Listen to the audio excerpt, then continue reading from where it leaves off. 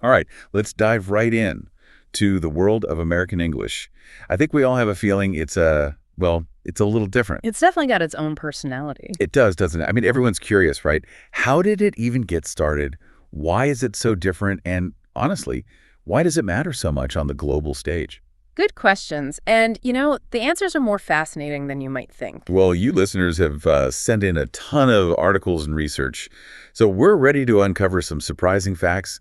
Like, did you know that just saying okay is one of America's biggest contributions to global language? It is. I mean, think about it. Okay is understood almost everywhere. It really is. Yeah. And get this, American English has borrowed over 1,000 words from Native American languages alone. Yeah, and it goes way beyond just words. It's pronunciation, spelling, even how you structure sentences. It's like its own little world within the larger English language family. That's a great way to put it. So let's rewind the clock way back, like back to the 1600s, when those first British colonists landed in North America. Ah, yes, the Pilgrims, Plymouth Rock, all that. Exactly. But what happens when you take, let's say, Shakespearean English across the Atlantic, and then you mix it with a bunch of new cultures and languages?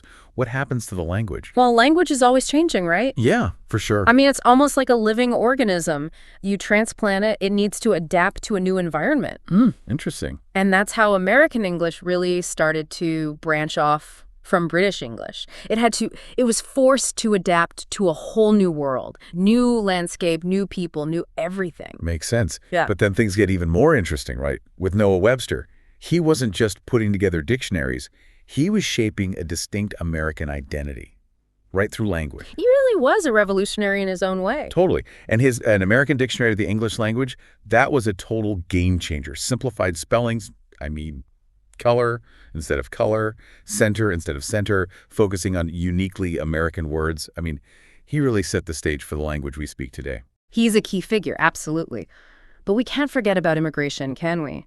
Think about all those waves of people coming to America from Germany, Ireland, Italy, every country you can think of, really. They all brought their own languages and their own ways of speaking, and that got mixed into the pot, too. Wow, it makes you realize how much of a melting pot American English really is. Cookie coming from Dutch, pretzel from German. Our vocabulary is as diverse as our history. You got it. And those words aren't just random additions. They reflect the deeper cultural exchanges, how all these different communities were interacting and living and working together. So we've got this new land, this desire to break away from old traditions, and this constant cultural blending. It's like a recipe for linguistic evolution, isn't it? It really is. But what really cemented those differences between American and British English, I'd say there are three main drivers. Three. Okay, I'm all ears. Number one, geography. The Atlantic Ocean, it wasn't easy to cross back then. So natural linguistic drift occurred. The two versions of English weren't in constant contact, so they each evolved in their own way. Like siblings growing up in different households? Perfect analogy. Yeah. They developed their own slang, their own ways of speaking. Now, number two, cultural independence. After the American Revolution, forging a unique American identity was super important. Right, like we're our own country now, we need our own language too. Exactly. And Webster's spelling reforms, that was a deliberate move away from British English, a statement of self-reliance, like we do things our own way. I like that. Okay, so geography, cultural independence, what's the third driver? It's that American spirit of innovation and, borrowing. This country has always been good at inventing new terms and absorbing words from other cultures. Like we took moose, tomahawk, raccoon right from Native American languages, words that reflected the American landscape. And don't forget the words from African languages, like gumbo, jukebox. They add so much rhythm and flavor to how we speak. For sure. And remember, it wasn't just about filling vocabulary gaps. It reflects the complex history, sometimes difficult history, of cultural exchange in America. The mixing, the sharing, sometimes forced, sometimes not. So we've looked at how American English came into being. But how about the nuts and bolts of how it sounds, how it feels? What are the instant giveaways that someone is speaking American English? The nuances. Well, pronunciation is a big one. Take rhoticity, for example. Americans pronounce that R sound in words like car and hard. Well, British English, they kind of soften it or drop it altogether, right? Oh. Car almost becomes ka.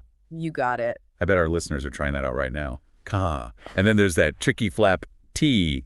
I mean, even I, as a native speaker, sometimes trip over explaining this one. Yeah, it can be subtle. The T in words like water or butter, it ends up sounding almost like a soft D. So like waiter and butter. Exactly. A tiny detail that can make a big difference in how an accent sounds. And then we have those vowel shifts. It's not just about tomato versus tomato, is it? No, it goes beyond that. For example, Americans tend towards a short A sound in dance, while British English uses a longer Like tiny little variations, but they all add up to create a very distinct sound. It's like brushstrokes in a painting. Each one contributes to the overall effect. Now, spelling, that's another big one. Americans have a reputation for, well, let's just say, keeping it simple. Efficiency experts. That's one way to put it. I mean, we see it in our spelling conventions. For sure. Words ending in or instead of are. So color, favor, honor, just keeping it clean. And then there's the R versus re ending. So center, theater, meter, that's the American way. And don't even get me started on ities versus ices. It's more than just brevity, though, isn't it? It is. What else is there? Well, these choices tie back to that whole post-revolution desire for a separate American identity and a more practical, less formal approach to language. Okay. I'm seeing the connection now. But all this talk about efficiency, it makes me think about the ever-entertaining vocabulary differences. Trying to figure out what someone from across the pond is talking about, it could be like a game. A linguistic scavenger hunt. Exactly. Okay. Truck versus lorry. We drive trucks, they drive lorries. Elevator versus lift. Sidewalk versus pavement. And of course, the never-ending debate. Fries versus chips. Oh, and speaking of chips, remember what Americans called chips, the British called crisps? I mean, imagine the snack ordering mishaps that could cause. Oh, I can only imagine.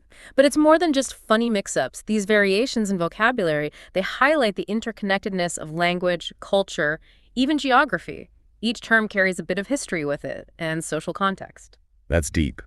So we've covered pronunciation, spelling, vocabulary. Now let's tackle structure, the grammar. I know it might sound a bit dry, but this is where the personality of American English really shines through. You're right, it does. While American English shares a lot of grammatical rules with British English, the subtle differences can be pretty revealing. You can see how Americans think, how they express themselves, just from the grammar. So give us an example. Well, take collective nouns. Americans, we usually treat them as singular, so the team is winning. But in British English, you might hear the team are winning. That's so interesting. It's like Americans are emphasizing the unity of the group. And the British, they're highlighting the individual members within it. Two different perspectives, just from a tiny grammatical variation. And then there's those past tense variations. We might say, I dove for the past tense of dive, but Brits would say, I dived. Yeah. Even prepositions get a little quirky. We go to the weekend, whereas they go at the weekend. It's fascinating how these little variations pop up. They're like tiny cracks in a seemingly uniform surface.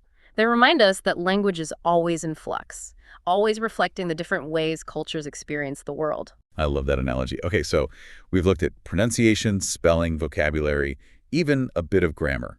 Now let's zoom out and look at the bigger picture. The overall style of American English, both in speaking and writing. How would you describe it? I'd say American English leans towards directness and informality. Straight to the point, no time for messing around. Exactly. Contractions like can't, won't, shouldn't, they're everywhere. And slang. Slang is practically woven into the fabric of American conversation. It's part of what makes it so fun, so lively. So give me a good example. What's a classic American slang phrase? Well, like, what's up? Or I'm good. They perfectly capture that casual, friendly American vibe. I love it. And in writing, we see that same directness, that clarity. Think of Hemingway. Short, declarative sentences, straight to the point. And it's a big contrast to some of the more elaborate, descriptive writing you often find in British literature. American writing, it prioritizes clarity, efficiency, get the message across without too many frills. And of course, we can't forget pop culture. Movies, TV, the internet, it all injects new words and expressions into the language, and fast. It's like a linguistic laboratory, constantly churning out new terms. Think selfie, ghosting, FOMO. They often originate in the US, then spread like wildfire globally thanks to the reach of American pop culture. American English really is at the forefront of how language is evolving in this digital age. Absolutely. It's adapting, absorbing all these new ways we communicate online. It's fascinating to watch. I mean, think about it. Texting, instant messaging, social media, they all have their own little linguistic quirks, abbreviations, acronyms, emojis. It's a whole new world of language. It's like a whole new dialect forming right before our eyes. And it's definitely bleeding into our spoken language as well. Which begs the question, with all these influences shaping it, what's next for American English? Where is it headed in this crazy world of global communication? That is the million-dollar question, isn't it? Trying to predict the future of language is tough, but we can make some educated guesses, right? Based on the trends we're seeing right now. But you know what? Let's take a breather here, gather our thoughts, and come back to explore the future of this rebellious tongue in just a minute. All right, we're back and ready to tackle the future. Yeah, it's funny. We've been talking about all these differences between American and British English, but it makes you wonder if speakers from each side ever really truly understand each other. Right, like can you imagine trying to order chips in London and ending up with a plate of French fries? Oh, the horror. Yeah, but it's more than just confused food orders. There's this real sense of mutual fascination and even some playful rivalry between these two, let's call them linguistic siblings. I love that. Like they're constantly peeking over each other's shoulders, borrowing words and phrases, sometimes, gently poking fun at each other's accents. But at the end of the day, there's this undeniable bond, a shared linguistic heritage. Absolutely. And what's really interesting is that despite all those differences, American and British English are constantly influencing each other. New words and expressions are always hopping back and forth across the Atlantic. It's blurring the lines even more. It's like this ongoing conversation, a linguistic dance.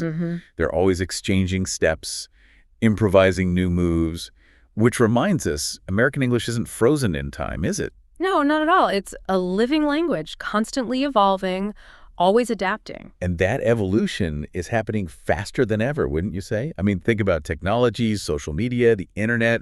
It's crazy how quickly new words and phrases are popping up. Yeah, hashtags, emojis, internet slang, it's all becoming part of how we communicate. It's a linguistic revolution. And American English is right there on the front lines leading the charge. Couldn't agree more.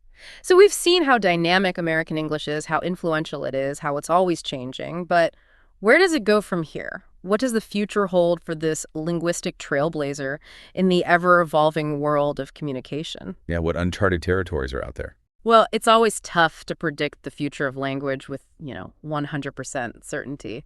But we can make some educated guesses, right? Based on the currents we're seeing right now. Exactly. We're not fortune tellers. Okay, so where do we start? What's your first prediction? I think it's pretty safe to say that technology will continue to be a major force shaping American English. I mean, think about AI, voice assistants, virtual reality. These innovations are going to change how we communicate. For sure. And we're already seeing it happening. New linguistic patterns emerging online. Absolutely. Texting, instant messaging, social media, they're all breeding grounds for new conventions. Abbreviations, acronyms, emojis, they're all key players. It's mind-blowing. So what you're saying is that this online dialect, it could actually start to influence how we speak out loud. Like, will we start saying LOL instead of laughing? Or wave an emoji instead of saying goodbye? Who knows? Maybe, maybe not. But the lines are definitely getting blurry. And here's another thought. Think about the ongoing fusion of cultures and languages. As the world gets more and more interconnected, American English will keep absorbing new influences from everywhere. We're already seeing it, right? Spanglish, other hybrid languages, it's fascinating. It shows how fluid language really is, how adaptable it is. And don't underestimate the power of youth culture. I mean, teens and young adults, they're the ones pushing the boundaries, always coming up with new slang, new ways of expressing themselves. It's like they have their own secret code. Yeah. And adults are always trying to crack it. It's part of what keeps language so fresh, so engaging. It never gets boring. So I think it's safe to say that the future of American English, it's going to be dynamic, unpredictable, full of surprises. I love it. A language that embraces change, reflects its speakers, and shapes global communication. Exactly. But thinking beyond its global influence, what can we learn from this deep dive? What's the takeaway for our listeners? That's a great question. Well, I think it really highlights the idea that language is more than just, a tool for communication. It reflects our history, our culture, our identity. It's a mirror. And American English, With its independent spirit, its adaptability, that vibrant mix of influences, it really embodies the energy and the creativity of the American people. A language that's always on the move, reflecting the ever-changing landscape of American society, and that's a story worth telling, a story that goes beyond grammar and pronunciation. It's a story about people. Whether you're a native speaker, a learner, or just someone who loves language, there's always something new to discover about American English. It sparks curiosity and connects us to this huge global community. Couldn't have said it better myself. It's all about connection, sharing ideas, experiences, bridging cultures. So let's shift gears now and talk about what this all means for you, the listener. You sent in a ton of material about learning American English, and we want to give you something practical, something you can take away from this deep dive. We'll be right back after a quick pause. And we're back, ready to wrap up our journey into American English. We talked about history, the nuances, the future, all that good stuff. But as we close out this deep dive, I want to leave you with something a little more meaningful than just facts and figures. I like that because, yeah, we've looked at the mechanics, the rules, but at the heart of it all, language is really about connection. It's how we share ideas, stories, emotions. And American English, with its informality, that directness we talked about, and those diverse influences, it really captures that spirit. It really does. It's a language that welcomes you in. It invites you to express yourself, and it doesn't take itself too seriously. I mean, think about it. You can walk up to anyone in the U.S., say, hey, what's up? And boom, you're having a conversation. Exactly. That casual approach, that's one of the things that makes American English so unique. It breaks down barriers. It encourages people to connect, be friendly. It's about getting to the point, connecting on a human level. No need for all the fancy formalities. So for you, our listener, you've been exploring American English with us. Don't be afraid to jump in, make mistakes, and embrace all those quirks we've been talking about. Yeah, language is alive. It's always changing. You're part of that now. So keep an ear out for new words, new ways of expressing yourself. It's a journey. It really is. So you've given us so much great material about learning this language. Let's get practical for a minute. What are some things learners should really focus on to grasp American English? Pronunciation, for sure. Master that American R and get comfortable with the flap T. It makes a big difference. Those simplified spellings, they make writing so much easier, so embrace them. Oh, definitely. And to really sound natural, dive into the world of idioms and slang. Phrases like hit the road, piece of cake, bail, those are essential for everyday conversations. It's like you're unlocking a secret code, taking your fluency to a whole new level. Oh, and speaking of code, get familiar with common cultural references too. Knowing what the Super Bowl is, or what Thanksgiving means, it helps you connect with Americans on a deeper level. It's not just the language. Right, it's about understanding the culture behind the language. Exactly. Okay, so that's what to focus on. But what about the things learners can safely ignore? Don't get too caught up in regional variations. I mean, Yeah. even Americans from different parts of the country, sometimes we have trouble understanding each other. It's a big, diverse place with lots of different accents and slang. True. And while it's good to know when to be formal or informal, American English is generally pretty relaxed. You don't have to sound like you just walked out of a Shakespeare play to be understood. Just relax. Be yourself. Right, be authentic. And one last tip, if you're learning American English, stick to American English rules. Don't try to mix and match with British spellings or grammar. You'll just end up confusing yourself. Choose your path and stick to it. Consistency is key. Well, as we wrap up this deep dive, I hope you've gained a new appreciation